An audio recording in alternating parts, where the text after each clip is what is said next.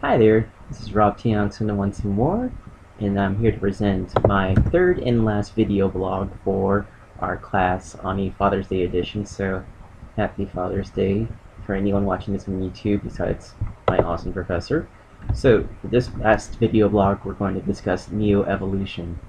It's a pretty interesting concept because, as I understand it, with Neo-Evolution, it's basically a social theory that tries to explain the evolution of sciences by drawing off what Charles Darwin's theory of evolution was about and disregards or discards some of the so-called concerns, or I guess you could say the old wives' tales of social evolutionism.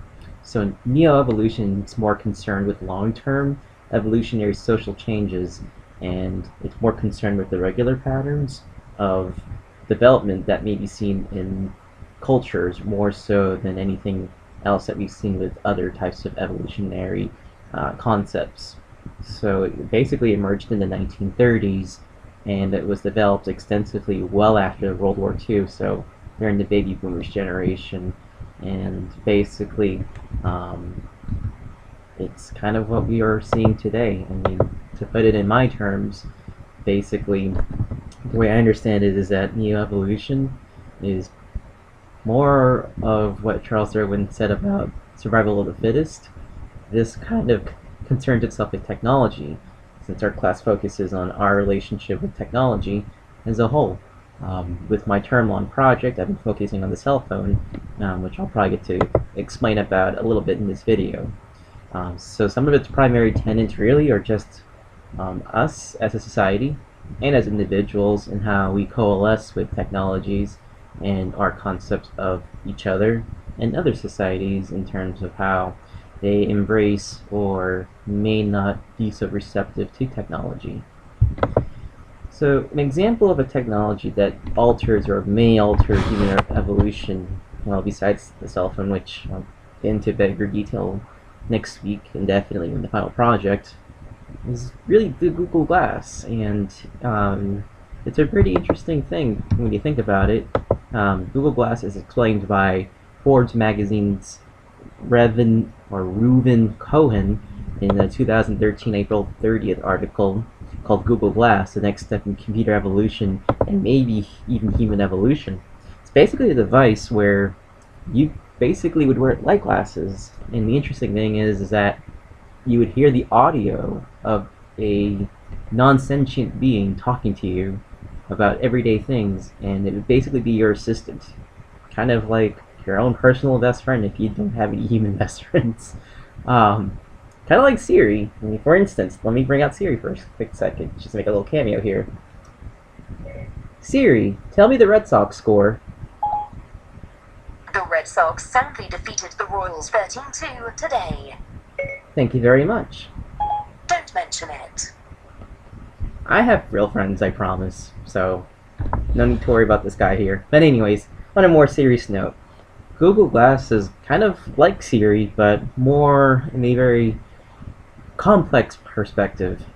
Google Glass can be worn when you're driving a car on the street, and it can tell you basically the distance from one place to another, or it can tell you how tall a bridge is, or just interesting facts that you may want to find out about, much like when you talk to Siri when you're really bored with nothing to do.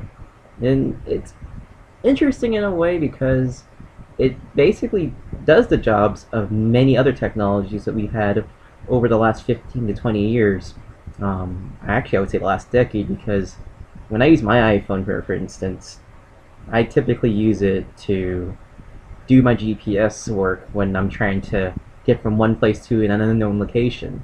Last summer, really, when I had to work at New Hampshire Motor Speedway and work as a journalist for my website on the side, I really didn't know how to get to New Hampshire Motor Speedway beyond looking at atlases, maps. So I actually used Google Maps through my phone, and then afterwards I really kind of integrated my research with Siri. And believe it or not, she actually kind of worked. So it's pretty interesting when you think about it in that sense. So those are some of the potential benefits of Google Glass, if I'm to put it in relation to a similar technology in the form of Siri with the Apple products. But like I said, the potential drawbacks is that we're becoming too dependent on non-sentient technology, and we're going to forget the human element that's involved with assistance or just everyday conversations. Like, for instance, when I'm at work sometimes, or I'm at home and there's really not much to talk about, yeah, I will goof off once in a while and I'll talk to my phone and I'll say stuff like, "Knock knock, Siri." Knock knock. Who's there? Rob. Rob who? Rob, I don't do knock knock jokes. And I get a kick out of that when, I mean, not saying me personally, but there could be some people out there who may actually indulge in conversations with Siri or with Google Glass. And while that's interesting because we're showing our advancement in technology and implementing human interactions with a computer, we have to not forget that there's a delicate balance between man-made technology and the other kind of man-made technology called human beings. So it's good to have that human element somewhere. We don't want to get too dependent on having to use a computer to be like, hey there guy, or hey there girl, what's going on? It's good to actually have that intimate setting or more of the human element when it comes to interactions. So some of the moral and ethical implications of neo-evolution, as brought up by Harvey Feinberg in his TED Talks, he brought up 3 possibilities, and I realize this is running over time, so I'm going to try to condense this. First possibility is that there's no further evolution, that medicine and modern treatments have preserved the genes which would normally die out.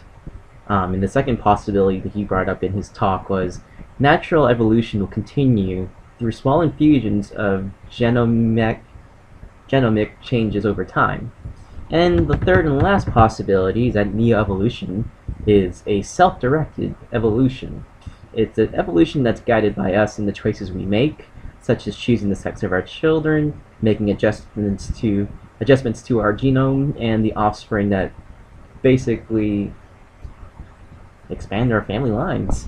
When you think about that, it's kind of like in Star Trek II, Wrath of Khan, not to bring out the sci-fi nerd in all of us, but, and you're thinking about a lifeless planet or planetoid object, and then we have scientists, I know it's a sci-fi, so I should probably point that out, but when scientists have been able to develop a technology to bring life to a lifeless entity, that's quite destructive because we have to assume the fact that with every positive there's a negative, like the battery, there's a positive charge and a negative charge.